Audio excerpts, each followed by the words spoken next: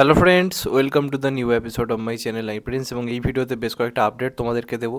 একদম প্রথমে কথা বলবো একটা ট্রেলার নিয়ে, যেটা 31 তারিখে রিলিজ হবে, একটা বাংলা সিনেমা যেটার নাম হচ্ছে অমর সঙ্গী, যেখানে আমরা জুটি হিসেবে দেখতে পাবো বিক্রম চ্যাটার্জিকে এবং তার সঙ্গে সঙ্গে সোহিনীদিকে। তো এই সিনেমাটা আসতে চলেছে। তো এটা মূলত একটা হরর মুভি হতে চলেছে, যেখানে একটা ছেলের মনস্কামনা হচ্ছে সে ভূতের সঙ্গে আর কি সংসার করবে। এবার সেইভাবেই ট্রেলারটাকে প্রেজেন্ট করা হয়েছে। তো ট্রেলারটার বেশ কিছু জিনিস আমার পজিটিভ লেগেছে। প্রথম কথা, বাংলার বুকে দাঁড়িয়ে এরকম কনসেপ্ট ভাবা, এটা কিন্তু খুব একটা সহজ ব্যাপার নয়। তার কারণ বাংলাতে রিসেন্ট টাইমে যে ধরনের সিনেমাগুলো চলছে, সেটা মেন স্ট্রিম মুভিতেই বলি বা আমরা যদি দেখি অন্য ধরনের যে সিনেমাগুলো, সেগুলো খুবই একই টাইপের। সেখান থেকে দাঁড়িয়ে বাংলাতে প্রথম কথা তো হরর সেন্টিমেন্টাল যে মুভিগুলো হয়, হরর যে মুভি বাংলাতে প্রায় হয় না বললেই চলে। আর যখন হয়, সে একই চেনাগতার গল্পই আমরা দেখতে পাই। সেখান থেকে দাঁড়িয়ে এটার কনসেপ্টটা খুবই নতুন। এটাকে একটা কী বলবো, একটা ইউটিউবে একটা সিরিজ এসেছিল, যেটার নাম ছিল হচ্ছে রেস্ট ইন প্রেম। সেটার মধ্যে এই জিনিসটা ছিল, কিন্তু সেটা অনেকটা সিরিয়াস ওয়েতে বানানো হয়নি। ওটা খুবই মজা বা ফানি ওয়েতে বানানো হয়েছিল। এটা খুবই সিরিয়াস একটা কাজ হতে চলেছে। তো ওভারঅল ট্রেলারের প্রেজেন্টেশনটা খুব একটা খারাপ লাগছে না। বিক্রম সোহিনী জুটিটা বেশ ভালো লাগছে। প্লাস ওভারঅল কনসেপ্টটা যেহেতু নতুন, এবং কিছু কিছু ডায়লগ বা কিছু কিছু সিনের মধ্যে সেই যে হরর এলিমেন্টগুলো, সেগুলো কিন্তু দারুণ দেখতে লাগছে। তো আশা রয়েছে এই কাজটা নিয়ে। এবার দেখা যাক এখানকার অডিয়েন্স কতটা অ্যাকসেপ্ট করে সিনেমাকে। কারণ এই বছরে এখনও অবধি জানুয়ারিতে রিলিজ হওয়া সিনেমাগুলো যে বিরাট ভালো ওয়ার্ক করছে তা কিন্তু নয়। এর মধ্যে বেশ কিছু সিনেমা ভালোও হয়েছে, তা সত্ত্বেও কিন্তু সেগুলোর যে প্রচুর যে অডিয়েন্স হচ্ছে তা কিছু নয়। সেখান থেকে দাঁড়িয়ে এরকম পুরোপুরি অন্য রকম একটা কাজ, যেরকম অডিয়েন্স বাংলাতে খুবই কম যে ধরনের সিনেমার, তো তারা এটা কতটা দেখতে যাবে সেটা নিয়ে যথেষ্ট প্রশ্নচিহ্ন রয়েছে। ওভারঅল ট্রেলারটা আমার ঠিকঠাক লেগেছে এবং আশা করবো সিনেমাটাও ভালোই হবে। গল্পে যদি চমক থাকে, গল্পে যদি জোর থাকে, আই থিঙ্ক সিনেমাটা ওয়ার্ক করতে পারে। তো যারা ট্রেলারটা দেখোনি দেখে আসতে পারো, ইউটিউবে অমর সঙ্গী ট্রেলার বলে সার্চ করো। আই থিঙ্ক তোমাদের ট্রেলারটা ভালো লাগবে, নতুনত্ব কিছু একটা আই থিঙ্ক দেখতে পারবে। যেহেতু হরর মুভি নিয়ে কথা হচ্ছে, তাহলে এই মুহূর্তে দিয়ে বড় আপডেট যেটা হচ্ছে, উইন্ডোজ তাদের বড়দিনের সিনেমা ঘোষণা করে দিয়েছে, যেটার নাম হচ্ছে ভানুপ্রিয়া ভূতের হোটেল। তো এটা উইন্ডোজের সব থেকে অন্যরকম কাজ হতে চলেছে, কারণ তাদের প্রোডাকশন হাউসের এটা প্রথম পুরোপুরিটা হরর মুভি হতে চলেছে। এবং সম্ভবত যেটা জানা যাচ্ছে, একটা horror comedy kind of movie হতে চলেছে। কাস্টিং এখনও সামনে আসেনি, শুধুমাত্র একটা অ্যানাউন্সমেন্ট পোস্টার এসছে, সেখানে অনেক মুখ আমরা দেখতে পাচ্ছি। তো এটাও হতে পারে পুরোপুরি নতুন আর কি অভিনেতা অভিনেত্রীদের নিয়ে হতে পারে, এটাও হতে পারে। প্লাস যেটা আর কি শোনা যাচ্ছিলো, যে সোহম মিমি একসঙ্গে একটা কাজ করতে পারে, মানে উইন্ডোজের হয়ে। তো এটাও কিন্তু সেই সিনেমাটা হতে পারে, যেখানে আমরা হয়তো সোহম মিমিকে জুটি হিসেবে দেখতে পারবো। এটা কতটা কনফার্ম আমি বলতে পারছি না, তবে আশা রয়েছে যে এটা হতেও পারে, যে সোহম মিমির যে সিনেমাটা নিয়ে গুঞ্জন উঠেছিল, সেটাই এই সিনেমাটা কিনা। তো দেখা যাক কেমন হয়। উইন্ডোজের পুরোপুরি অন্যরকম কাজ, এবং ভালো লাগছে তারা ফ্যামিলি ড্রামা থেকে বেরিয়ে অন্যরকম কিছু ট্রাই করছে। এটা সত্যি একটা খুবই ভালো, যেটা ভালো ভালো বলতে হবে, সেটা নিয়ে কোনো সন্দেহ নেই। তো যাই হোক, তোমাদের অ্যানাউন্সমেন্টটা কেমন লেগেছে অবশ্যই কিন্তু জানিও। এর পরবর্তী যে আপডেটটা নিয়ে কথা বলবো, সেটা হচ্ছে যে সিনেমাটা এরপর রিলিজ করতে চলেছে সন্দেরিনী ভাঙ্গার সঙ্গে প্রভাসের, স্পিরিট, সেটা নিয়ে কথা বলবো। তো স্পিরিট থেকে যেটা নতুন আপডেট উঠে এসছে, এটা স্টোরি লাইন সম্পর্কিত। তো এখানে যেটা জানা যাচ্ছে, একজন অ্যাংরি ইস্যুতে ভোগা একজন পুলিশ ইন্সপেক্টরের ক্যারেক্টার এখানে প্লে করবে প্রভাস, যেটা খুবই একটা অন্যরকম ক্যারেক্টার হবে। যেরকমভাবে সে তার হিরোকে প্রেজেন্ট করে, সেরকমই একটা পুরোপুরি অন্যরকম একটা হিরো, যাকে তোমার দেখে স্বাভাবিক লাগবে না। পুরোপুরি অন্যরকম একটা ক্যারেক্টার, যে ক্যারেক্টারগুলোকে দেখে সাধারণত হিরো মনে হয় না, কিন্তু আলটিমেটলি সিনেমার হিরো তারাই। সেরকম একটা ক্যারেক্টার প্রভাস করতে চলেছে, এবং প্রভাসের কেরিয়ারের বলা যেতে পারে সব থেকে কী বলবো ইম্পর্টেন্ট একটা কাজ হতে পারে। তো দেখা যাক সেটা কেমন হয়। আপাতত দেখতে গেলে সিনেমাটা যেরকম যে শুনছি খুবই এক্সাইটিং লাগছে, এবং যেটা জানা যাচ্ছে, সেই পুলিশ ইন্সপেক্টরের সঙ্গে ড্রাগ মাফিয়াদের লড়াই নিয়ে পুরো গল্পটা কিন্তু হতে চলেছে। এবং এই ড্রাগ মাফিয়াদেরই আমরা ডিলার হিসেবে সম্ভবত ডন লিকে দেখতে পাবো, কোরিয়ান সুপারস্টার ডন লি। এবং তার সঙ্গে সঙ্গে কাস্টিংয়ে তো আরও অনেক চমক থাকছে।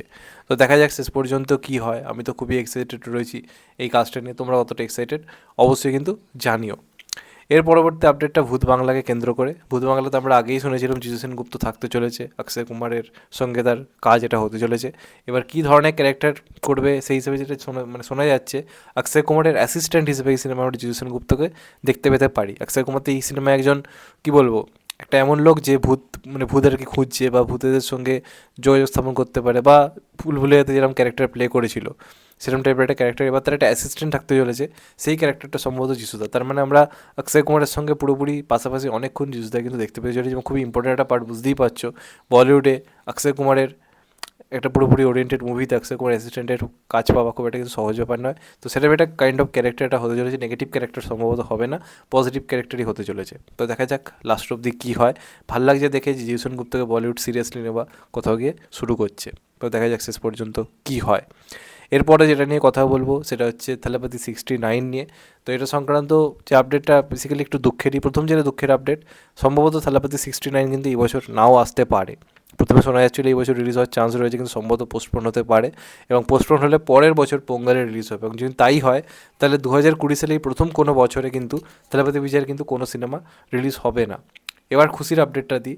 খুশির আপডেট হচ্ছে এটাই, যেটুকু জানা যাচ্ছে মেকার্সের তরফ থেকে মোটামুটি 26 কি জানুয়ারি, অর্থাৎ কালকে, এটার কিন্তু একটা অ্যানাউন্সমেন্ট আসতে পারে এবং সেখানে সিনেমার টাইটেল আমরা জানতে পারবো। এবার টাইটেল সংক্রান্ত একটা গুঞ্জন উঠেছে, সেটা খুবই দুঃখজনক, কারণ এটা তো থালাপতি বিজয়ের শেষ সিনেমা বলা হচ্ছে। যদি সব কিছু ঠিক থাকে তাহলে এটাই থালাপতি বিজয়ের শেষ সিনেমা। তো তার শেষ সিনেমার নাম হতে চলেছে তার প্রথম সিনেমার নামে, যে সিনেমা দিয়ে ইন্ডাস্ট্রিতে পা রেখেছিল থালাপতি বিজয়, যেটার নাম ছিল মূলত নালাইয়া থিরপু, 1992-তে এসেছিল, যেটা তার প্রথম সিনেমা। এই সিনেমাটার নাম কিন্তু সেম হতে চলেছে, এমনটা কখনো দেখা যায়নি কারোর প্রথম সিনেমা শেষ সিনেমার নাম এক হতে পারে, সেরকমই একটা দৃষ্টান্ত রাখতে চাইছে থালাপতি বিজয়। তো সেই হিসেবে কিন্তু থালাপতি 69-এর নাম এটা হওয়ার চান্স রয়েছে। তো এটা বুঝতেই পারছো, কোথাও গিয়ে চোখে জল এনে যাবে, হয়তো শেষবারের মতো থালাপতি বিজয়কে বড় পর্দায় দেখা, তার সঙ্গে তার সিনেমার মানে কী বলবো, তার প্রথম সিনেমার নামে তার সিনেমার শেষ সিনেমার তার নাম সেম। এটা ফ্যান্সদের কাছে কতটা ইমোশনাল ব্যাপার বুঝতে পারছো? তো যাই হোক, এটা একটা খুবই অন্যরকম একটা ভাবনা। দেখা যাক এটাই হয় নাকি আমরা সিরিয়াসলি থালাপতি বিজয়কে পরপর সিনেমা করতে দেখতে পাই। তো দেখা যাক শেষ পর্যন্ত কি হয়। আর লাস্ট আপডেটটা মূলত যেটাকে নিয়ে সেটা হচ্ছে কিং সিনেমাটাকে কেন্দ্র করে। কিং সিনেমা থেকে যেটা নতুন আপডেট উঠে এসছে, শাহরুখ খান ফেব্রুয়ারি থেকে এই সিনেমাটার কাজ শুরু করতে চলেছে শুটিংয়ের, এবং প্রায় 3 থেকে 4 মাসের একটা লং শিডিউল চলবে, যেখানে এই সিনেমার কাজে পুরোপুরি শাহরুখ খান ব্যস্ত থাকতে চলেছে। আর বাকি যারা কাস্টিংয়ে রয়েছে তারা মূলত মার্চ মাস থেকে কিন্তু কাস্টিংয়ে যোগ দেবে। এখনও কাস্টিং পুরোপুরি ফাইনাল হয়নি, মেন চরিত্রে কারা কারা ওটা নিয়ে কথাবার্তা চলছে। শাহরুখ খানের পোর্শনগুলো ফেব্রুয়ারি থেকে শ্যুট শুরু হয়ে যাবে। এই মুহূর্তে দাঁড়িয়ে শুধুমাত্র যেটুকু জানা যাচ্ছে যে কাস্টিং নিয়ে পুরোপুরি ফাইনাল যে মিটিং সেটা এই মাসেই হতে চলেছে, এবং ফেব্রুয়ারির শুরুতে তারা ঠিক করে ফেলবে অফিসিয়ালি কাস্টিংয়ে কারাকে ফাইনালি থাকতে চলেছে। যদি সব কিছু ঠিক থাকে তাহলে মোটামুটি ফেব্রুয়ারি থেকে সিনেমাটা ফুল ফ্লেজ শুটিং শুরু হয়ে যাবে। বাকি কাস্টিং পুরোপুরি মার্চ মাস থেকে যুক্ত হবে, এবং আশা করা যায় 3-4 মাসের শিডিউল, মানে বুঝতেই পারছো প্রায় এপ্রিল মে জুন জুলাই অবধি কাজ চলবে। তো সেক্ষেত্রে এই বছর তো রিলিজ হওয়ার আর মনে হচ্ছে না কোনো চান্স রয়েছে বলে 2026-এর দিকেই আমাদেরকে তাকিয়ে থাকতে হবে। তো আরও একবার বিরাট বড় গ্যাপ, 2023-এর পরে 24-এও এসআরকে এলো না, 25-এও এসআরকে এলো না, আবার 26-এ। একদিক দিয়ে ভালো, আবার এসআরকের জন্য লোকে পাগলের মতো ওয়েট করে আছে, আবার বক্স অফিসে মানে হাঙ্গামা লেগে যাবে। যাই হোক, এটা আমার মতামত, তোমাদের এটা নিয়ে কি মতামত অবশ্যই জানিও। চ্যানেলটা নতুন হলে চ্যানেলটা সাবস্ক্রাইব করে দিও and get the bell icon. ভালো থেকো সবাই, টেক কেয়ার, নমস্কার। আবার দেখা হবে, এখন তো বাই, সবাই ভালো থেকো, সুস্থ থেকো, নমস্কার, টেক কেয়ার, আবার দেখা হবে, ভালো থেকো সবাই, টেক কেয়ার।